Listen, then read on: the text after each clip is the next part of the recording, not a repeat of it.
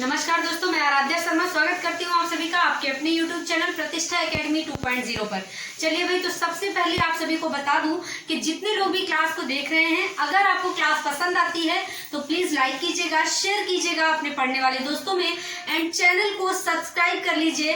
अगर आप चैनल पर पहली बार आए हैं तो फटाफट से चैनल को सब्सक्राइब करके बेल आइकन टच कर दें, जिससे कि मेरी सारी की सारी क्लासेस का नोटिफिकेशन आप तक पहुंचता रहे। ठीक है।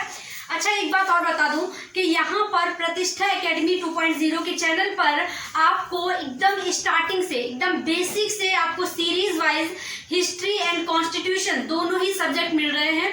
पूरा सीरीज से मिल रहे हैं, पूरा बेसिक से मिल रहा है और इसके साथ साथ आपको मिस्टर आशीष सर के द्वारा मैथ्स की क्लासेस भी मिल रही हैं। ठीक है।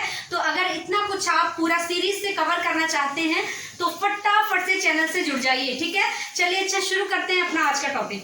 देखिए, हमारा जो आज का टॉपिक है ये क्या है? मंत्री परिषद, केंद्रीय मंत्री परिषद। ठीक है, केंद्रीय मंत्री परिषद। ठीक है। चलिए, आज जानेंगे कि आखिरकार ये केंद्रीय मंत्री परिषद क्या है, इसका गठन किस प्रकार होता है, इसके मुखिया मतलब हेड कौन होते हैं, कौन कौन से मंत्री मंत्री परिषद के अंदर आते हैं। ठीक है। और इनका काम क्या होता है। चलिए भाई, तो देखते हैं। सबसे पहले तो केंद्रीय मंत्री परिषद जो है, देखिए हमारे भारत में एक संसदीय शासन व्यवस्था को अपनाया गया है। आप सभी जानते हैं भारत में संसदीय शासन व्यवस्था,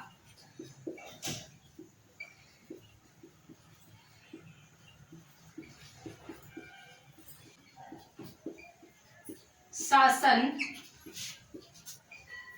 ठीक है, संसदीय शासन व्यवस्था को अपनाया गया, आप सभी जानते हैं। और इस संसदीय शासन व्यवस्था में एक नाम मात्र के कार्यपालिका हेड होते हैं। कौन से? आप समझ गए होंगे, राष्ट्रपति। ठीक है। तो नाम मात्र के कार्यपालिका जो हेड हैं,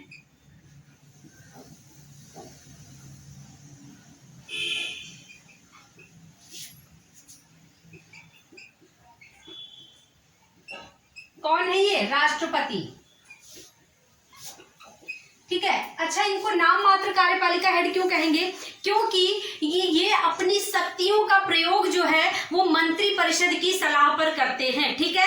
पीएम की सलाह पर, मंत्री परिषद की सलाह पर करते हैं। मतलब ये अपनी शक्तियों का प्रयोग अपने हिसाब से नहीं करते, ये मंत्री परिषद की सलाह पर करते हैं। ठीक है। इसलिए इनको कहा गया कि नाम मात्र के हेड, कार्यपालिका हेड। ठीक है। तो भारत में संसदीय शासन व्यवस्था को अपनाया गया है और यहाँ पर एक नाम मात्र के कार्यपालिका हेड हैं, जिन्हें राष्ट्रपति, जो आप सभी जानते हैं राष्ट्रपति हैं। ठीक है। देखिए, राष्ट्रपति के द्वारा ही एक मंत्री परिषद का गठन होता है। ठीक है। तो इसके लिए हमें एक आर्टिकल समझेंगे, आर्टिकल 74, यहाँ पर लिखिएगा अनुच्छेद 74। अनुच्छेद 74 जो है ना, इसके तहत मंत्री परिषद का गठन राष्ट्रपति द्वारा किया जाता है। ठीक है। तो यहाँ पर लिखिएगा मंत्री परिषद, मंत्री परिषद का गठन। ठीक है। तो अगर पूछा जाए मंत्री परिषद का गठन किस अनुच्छेद से संबंधित है, तो अनुच्छेद 74 से। ठीक है। राष्ट्रपति द्वारा लिख लीजिए, राष्ट्रपति द्वारा। राष्ट्रपति जो है मंत्री परिषद का गठन करते हैं अनुच्छेद आर्टिकल 74 के तहत। ठीक है।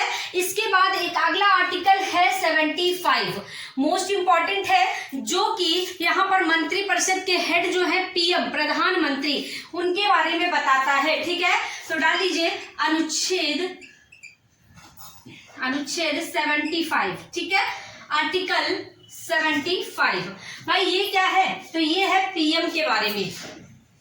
पीएम मतलब के प्रधानमंत्री, मंत्री परिषद के हेड।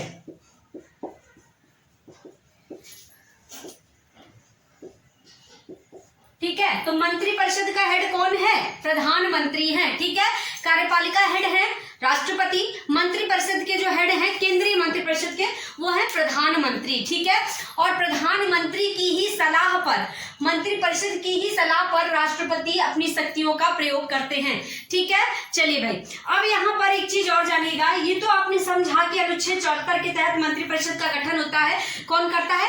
राष्ट्रपति करते हैं। ठीक है। अनुच्छेद 75 में जो है पीएम के बारे में बताया गया है, जो कि मंत्री परिषद के हेड होते हैं। ठीक है। अब यहाँ पर मंत्री परिषद में कई सारे मंत्री होते हैं, है ना, तो इन मंत्रियों की नियुक्ति कौन करता है? तो भाई यहाँ पर लिखिएगा मंत्रियों की नियुक्ति,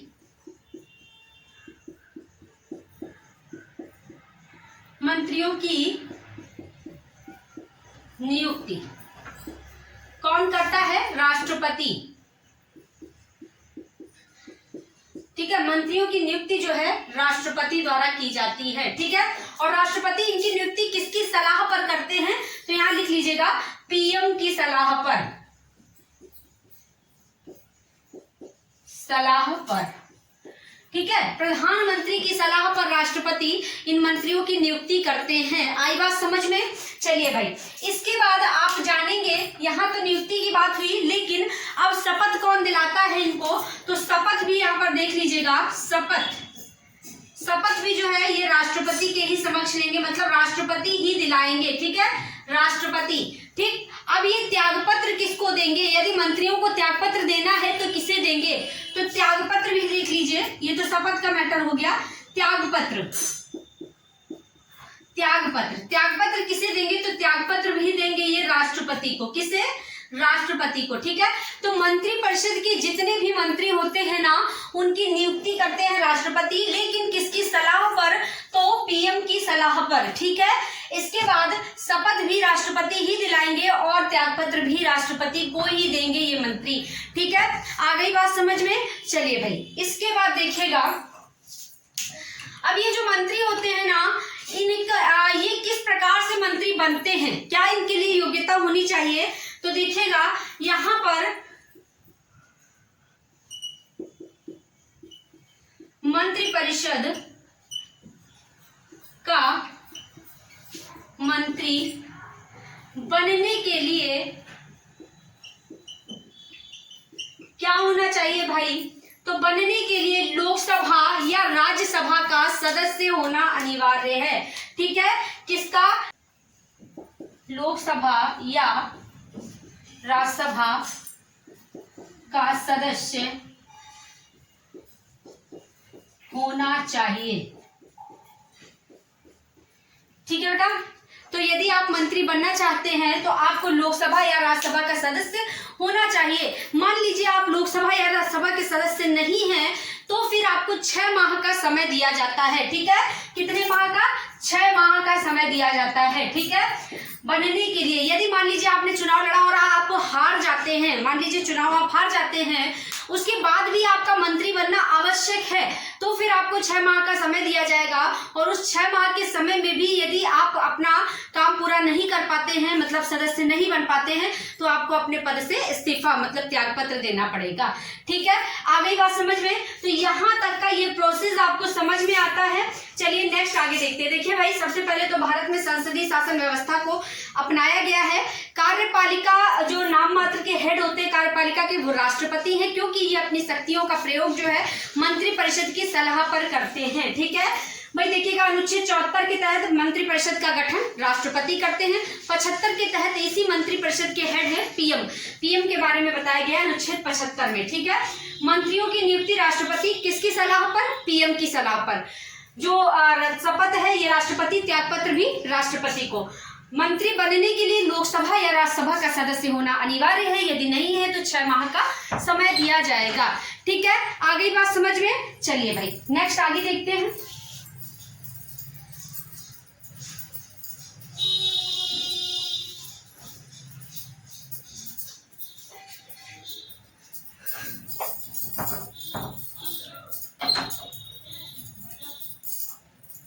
ठीक है, चलिए इसके बाद देखिएगा कि इनका उत्तरदायित्व किसके प्रति होता है। ये जो मंत्री होते हैं इनका उत्तरदायित्व किसके प्रति होता है? तो इनका उत्तरदायित्व किसके प्रति होता है भाई? इनका उत्तरदायित्व लोकसभा के प्रति होता है, के प्रति। ठीक है, लोकसभा के प्रति होता है। आई बात समझ में? चलिए भाई, लोकसभा के प्रति ही क्यों होता है? क्योंकि लोकसभा जो है ये जनता का लोकप्रिय सदन है, ठीक है, जनता का लोकप्रिय सदन है और जनता द्वारा प्रत्यक्ष वोटिंग यहाँ पर होती है लोकसभा में, ठीक है। तो लोकसभा जो है इसके प्रति ये उत्तरदायित्व तो अपना निभाएंगे कौन? मंत्री, जो भी ये मंत्रिपरिषद के मंत्री हैं वो, ठीक है। चलिए भाई, इसके बाद देखते हैं यहां लिख लीजिएगा केंद्रीय मंत्रिपरिषद, केंद्रीय मंत्रिपरिषद में 3 प्रकार के मंत्री होते हैं, प्रकार के मंत्री, ठीक है। केंद्रीय मंत्रिपरिषद में 3 प्रकार के मंत्री होते हैं। अब देखिए ये कौन कौन से मंत्री होते हैं, 3 प्रकार के कौन कौन से मंत्री होते हैं। तो सबसे पहले आप देखेंगे कैबिनेट मंत्री, यहां पर डाल लीजिएगा कैबिनेट मंत्री, कैबिनेट मंत्री, ठीक है। कैबिनेट मंत्री के अंतर्गत कौन कौन से मंत्री आते हैं? ये ऐसे मंत्री होते हैं जिन्हें महत्वपूर्ण मंत्रालय दिए जाते हैं। तो यहां लिख लीजिएगा महत्वपूर्ण मंत्रालय, मंत्रालय, ठीक है। जैसे कि आप देखेंगे महत्वपूर्ण मंत्रालय में, जैसे कि आप समझते हैं कि रक्षा मंत्री, वित्त मंत्री, तो यहां लिख लीजिएगा जैसे रक्षा, वित्त, खाद्य, कपड़ा मंत्री भी होते हैं ना, ठीक है। तो इस तरह से गृह मंत्री होते हैं। तो इस तरह से जो महत्वपूर्ण मंत्रालय होते हैं वो कैबिनेट मंत्रियों के अंडर आते हैं, कैबिनेट मंत्री, ठीक है। इसके बाद दूसरा आता है राज्य मंत्री, यहां पर लिखिएगा राज्य मंत्री, राज्य मंत्री। राज्य मंत्री में कौन कौन से राज्य मंत्रालय जो इसमें कौन कौन से मंत्री आते हैं? तो ये कैबिनेट मंत्रियों के सलाहकार होते हैं, कैबिनेट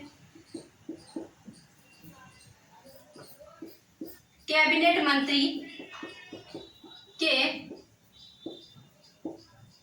सहायक, ठीक है। ये एक तो कैबिनेट मंत्री के सहायक होते हैं और इसी में एक दूसरा पार्ट भी होता है जो कि स्वतंत्र प्रभार वाले होते हैं, स्वतंत्र, ठीक है, स्वतंत्र प्रभार वाले होते हैं जिन्हें एक अलग मंत्रालय दिया जाता है। तो एक ये होता है इसका भाग और एक ये होता है, ठीक है। ये स्वतंत्र प्रभार वाले होते हैं जिन्हें कुछ अलग के विभाग सौंपे जाते हैं, कुछ अलग विभाग, ठीक है। यहाँ पर देखिएगा नेक्स्ट जो है ये है उपमंत्री, उपमंत्री, ठीक है। तो ये 3 प्रकार के हो गए उपमंत्री। यहाँ पर कौन से मंत्री आते हैं? प्रशासनिक कार्य करने वाले, प्रशासनिक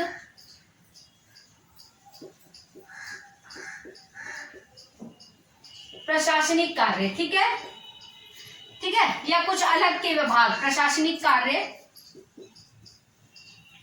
ठीक है, और कुछ अलग के जो विभाग होते हैं वो इनके अंडर आते हैं, उपमंत्रियों के अंडर, ठीक है। तो ये हो गए 3 प्रकार के मंत्री जो कि मंत्रिपरिषद, केंद्रीय मंत्रिपरिषद में 3 प्रकार के मंत्री कौन कौन से? कैबिनेट मंत्री जो कि जिन्हें महत्वपूर्ण मंत्रालय सौंपे जाते हैं जैसे कि कपड़ा, खाद्य, गृह, ये सारे मंत्रालय। इसके बाद राज्य मंत्री जो कि कैबिनेट मंत्रियों के सहायक होते हैं और दूसरा एक इन्हीं का पार्ट होता है स्वतंत्र प्रभार वाले, ठीक है। इसके बाद उपमंत्री जो कि प्रशासनिक कार्य देखते हैं, ठीक है। चलिए भाई, इसके बाद में इसी के नीचे देख लीजिए भाई, अब ये जो कैबिनेट मंत्री मतलब मंत्रिपरिषद के जो मंत्री होते हैं ना टोटल तीनों के, ये कैबिनेट मंत्री, राज्य मंत्री और उपमंत्री। तो मंत्रिपरिषद में तीनों मंत्रियों की, तीनों जो विभाग हैं इन मंत्रियों की संख्या कितनी होनी चाहिए? तो ये पहले डिसाइड नहीं थी बेटा, पहले कुछ इसका डिसाइड नहीं था, ये डिसाइड किया गया। तो यहाँ पर देखिएगा अब जो इसकी संख्या है 91वें संविधान संशोधन, 91वें संविधान संशोधन कब हुआ? 2003 में, ठीक है। 91वें संविधान संशोधन में ये संख्या, मंत्रियों की संख्या कि केंद्रीय वाले बता रही हूँ, केंद्रीय स्तर पर, ठीक है, मंत्रियों की केंद्रीय स्तर पर लिख लीजिएगा संख्या, मंत्रियों की केंद्रीय स्तर पर संख्या कितनी कर दी गई? लोकसभा के कुल सदस्यों का 15% से अधिक नहीं, 15% से अधिक नहीं। ठीक है, चलिए भाई, से अधिक नहीं। ठीक है, 15% से अधिक नहीं का मतलब क्या हो गया? लोकसभा के कुल सदस्यों का, देखिए लोकसभा में टोटल सदस्यों की संख्या है 545। ठीक है, 545 का 15% ही हो सकते हैं मंत्रिपरिषद में। ठीक है, इससे अधिक सदस्य नहीं हो सकते। आई बात समझ में? किसमें? मंत्रिपरिषद में। ठीक है, तो मंत्रिपरिषद में अब डिसाइड कर दिया, पहले डिसाइड नहीं था। 91वें संविधान संशोधन 2003 द्वारा ये डिसाइड किया गया कि भाई मंत्रिपरिषद में टोटल मंत्री जो है ना, कैबिनेट मंत्री, राज्य मंत्री, उप मंत्री, इनकी संख्या लोकसभा सदस्यों का 15% से अधिक नहीं होगी। ठीक है, चलिए भाई, तो यहां तक का कंप्लीट होता है। चलिए, उत्तरदायित्व तो लोकसभा के प्रति होगा। मंत्री 3 प्रकार के होते हैं मंत्रिपरिषद में। कौन कौन से होते हैं?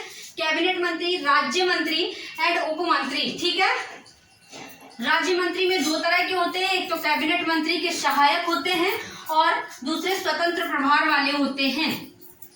आई बात समझ में? चलिए, नेक्स्ट इनके कार्य क्या होते हैं, तो यहां पर देखिएगा कार्य।